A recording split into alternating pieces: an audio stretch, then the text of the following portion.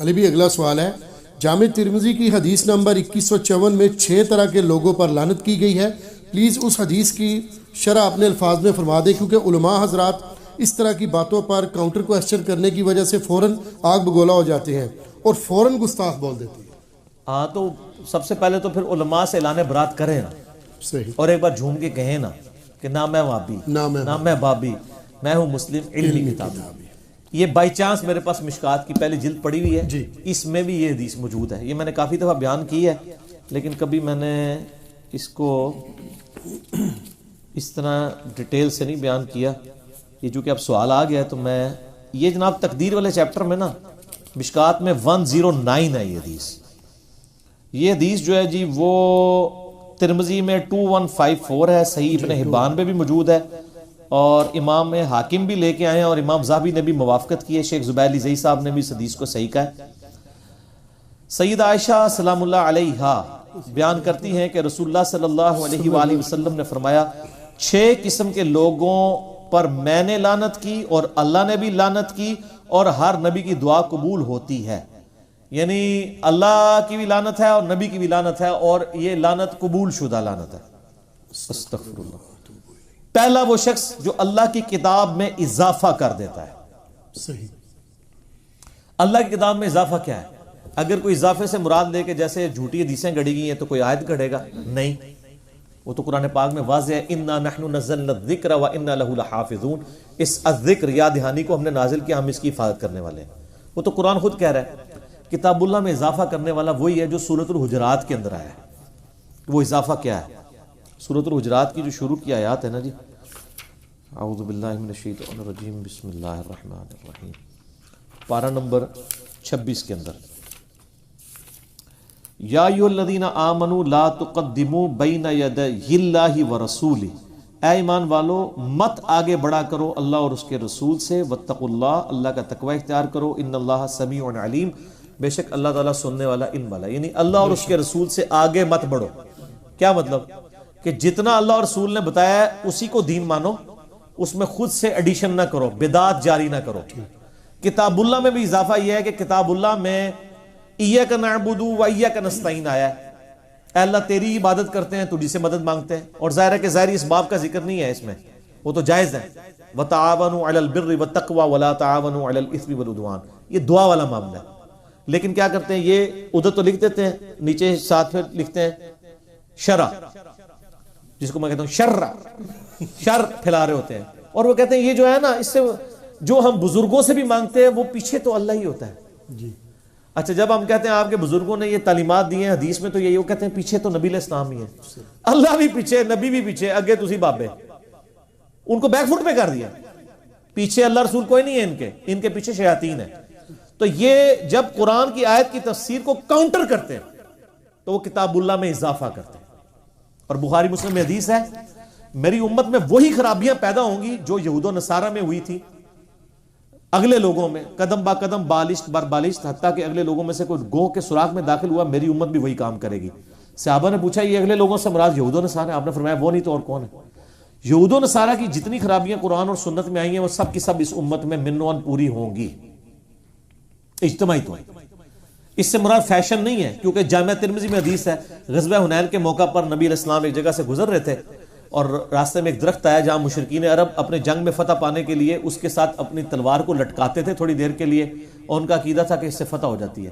تو صحابہ نے کہا یا رسول اللہ آپ بھی ہمارے لیے ایک درخت مقرر کر دیں، ہم بھی اس پہ تبرک کے لیے تلواریں لٹکائیں۔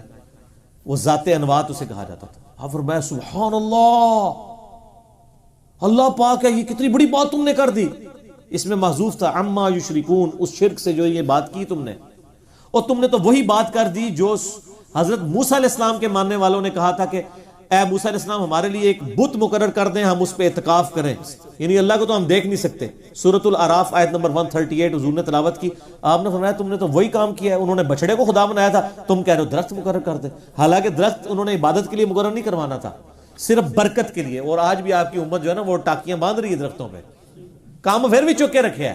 وہاں پہ آپ نے فرمایا تھا کہ تمہارے اندر وہی خرابیاں پیدا ہوں گی جو اگلوں میں، کیونکہ یہاں پہ بریلوی مولوی کہتے ہیں اگلوں سے مراد فیشن ہے۔ فیشن نہیں سر، اس حدیث کا شان نزول کہہ لیں یا مقام فرمان ترمذی میں موجود ہے، ایک شرکی ایکٹیویٹی پہ آپ نے فرمایا تھا۔ اب آپ ادھر آ جائیں، قرآن کا ٹیکسٹ تو اللہ نے محفوظ کیا تھا، لیکن اس کی تفسیر کے اندر مولوی گھس گیا، اتنی تفسیریں لکھ کے مر گئے ہیں، بابوں کو پکارتے ہیں، حالانکہ قرآن میں لکھا ہوا ہے کہ اللہ کو پکارنا۔ تو یہ کتاب اللہ میں اضافہ اور تعریف کرنے والے، میں خیر اس ٹاپک پہ صرف ایک اس حصے پہ ہی نہ 1 گھنٹہ بول سکتا ہوں، اتنا ہی کافی ہے۔ دوسرا ہے جی اللہ کی تقدیر کو جھٹلانے والا، یعنی امت میں 2 فرقے ہیں نا، قدریہ وہ ہیں جو تقدیر کا انکار کرتے ہیں، جبریہ وہ ہیں جو کہتے ہیں انسان مجبور محض ہے۔ اہل سنت کا منہج درمیان میں ہے کہ کچھ چیزوں کا اللہ نے ہمیں اختیار دیا ہے، کچھ میں ہمارا کوئی اختیار نہیں، یعنی میں اپنے ماں باپ چوز نہیں کر سکتا، اپنی رنگت، اپنا جسم، ڈیل ڈول، اور اسی طریقے سے میں اپنی زندگی کی لینتھ، یہ سب اللہ نے مقرر کی ہوئی ہیں۔ ہاں نیک اعمال جو اللہ نے مجھے حکم دیا ہے وہ میں چوز کر سکتا ہوں، اس کا اللہ نے مجھے اختیار دیا۔ انا ہدینہ السبیل اما شاکرا و اما کفورا، ہم نے ہدایت کا راستہ واضح کر دیا ہے، چاہے تو ناشکری کی روش اختیار کرو، خواہ جو شکر گزاری کی روش۔ تو تقدیر میں وہ چیزیں داخل ہیں جن کا آپ کو حکم نہیں دیا گیا، آپ اس کے پابند ہیں، گیون سرکمسٹانسز، شاکلہ جسے کہا جاتا ہے، اور باقی چیزیں آپ کے اختیار میں۔ تو تقدیر کا انکار کرنے والا بھی، وہ تو ابو داؤد میں حدیث ہے، میری امت کے مجوس ہیں، مر جائیں جنازہ نہ پڑھو اور بیمار ہو جائیں عیادت نہ کرو، جو تقدیر کے منکر ہیں۔ اور صحیح مسلم میں عبداللہ بن عمر فرماتے ہیں کہ اگر یہ احد پہاڑ کے برابر سونا بھی خیرات کر دیں، جو تقدیر کے اچھے اور برے ہونے پر ایمان نہیں لاتے، یعنی اچھائی اور برائی تکلیف اللہ کی طرف سے ہی آتی ہیں، اللہ نے ہی تقدیر میں چیزیں لکھی ہوئی ہیں، جس طریقے سے وہ ایگزیکیوٹ ہونی ہے، کرتا انسان ضرور خود ہے، لیکن اللہ تعالیٰ کے علم میں پہلے سے ہے۔ طاقت کے بلبوتے پر مسلط ہونے والا شخص تاکہ کسی عزت والے کو ذلیل کر دے، اے وجہ جدید شرع نہیں کرتے، تو ان سے پوچھے طاقت کے بلبوتے پہ اس امت پہ کون مسلط ہوا ہے؟ صحیح، اس وجہ سے سر وہ گستاخی کا فتویٰ لگاتے ہیں۔ طاقت سے اس امت پہ وہی مسلط ہوا ہے جس کے بارے میں ہم چیپٹر کلوز کر چکے ہیں 5B لکھ کے، واقعہ کربلا کا حقیقی پس منظر 72 صحیح الاسناد حدیث کی روشنی میں آپ اس میں دیکھ لیں۔ صحیح بخاری میں حدیث موجود ہے 4827، ویسے تو فی البدی میں 1 گھنٹہ اس میں بولتا جاؤں گا، 4827 کہ حضرت معاویہ رضی اللہ تعالیٰ عنہ نے اپنی وفات سے 4 سال پہلے تلوار کے زور پر اپنے بیٹے کے لیے بیعت لی اور صلح حسن کے اس عہد کو توڑ دیا کہ امت کو شورا کے حوالے کریں گے۔ انہوں نے تلوار کے زور پر مروان بن حکم سے خطبہ دلوایا کہ اللہ تعالیٰ نے امیر المومنین کو، معاویہ بن ابی سفیان کو ایک جو ہے وہ بات سجھائی ہے امت کے وسیع تر مفاد میں، وہی صاحب ہے میرے عزیز ہم وطنوں، وہی ہے کام، وہی ہے۔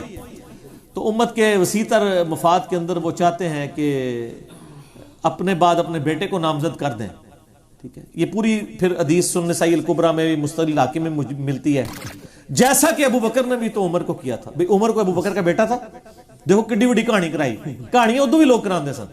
تو وہاں پہ حضرت ابو بکر کا بیٹا کھڑا ہو گیا، عبد الرحمن بن ابی بکر، اس نے کہا سیدھی طرح کیوں نہیں کہتا کہ تیرا امیر المومنین کیسر و کسرا کی طریقے پہ عمل کرنا چاہتا ہے، ابو بکر اور عمر کے طریقے پہ نہیں۔ یہ کیسر و کسرا کا طریقہ ہے کہ باپ مرے اور بیٹا حاکم بن جائے۔ ابو بکر اور عمر تو آپس میں کوئی رشتہ دار بھی نہیں تھے، ڈائریکٹلی میرٹ کے اوپر بنے تھے۔ انہوں نے کہا پھڑو انہوں گرفتار کرو امت کے وسیع تر مفاد میں۔ تو وہ حضرت عائشہ کے حجرے میں چھپ کے، اس وقت کم از کم اتنی یاد تھی کہ حضرت عائشہ کے لوگ ریکارڈ کرتے تھے کہ تو، لیکن اس کا غصہ ٹھنڈا نہیں ہوا، اس نے باہر سے کہا کہ ابو بکر کے بیٹے تو وہی ہے نا جس کے بارے میں قرآن میں آیت نازل ہوئی تھی سورہ احقاف کی، کہ یہ کہتا ہے کہ جب میں مر کے مٹی ہوں گا تو مجھے دوبارہ زندہ کیا جائے گا۔ یہ اگلے لوگوں کی سٹوریاں تم مجھے سناتے ہو، کہانیاں، یہ کافر تو ہی تھا نا وہ جس کے بارے میں قرآن کی آیت نازل ہوئی۔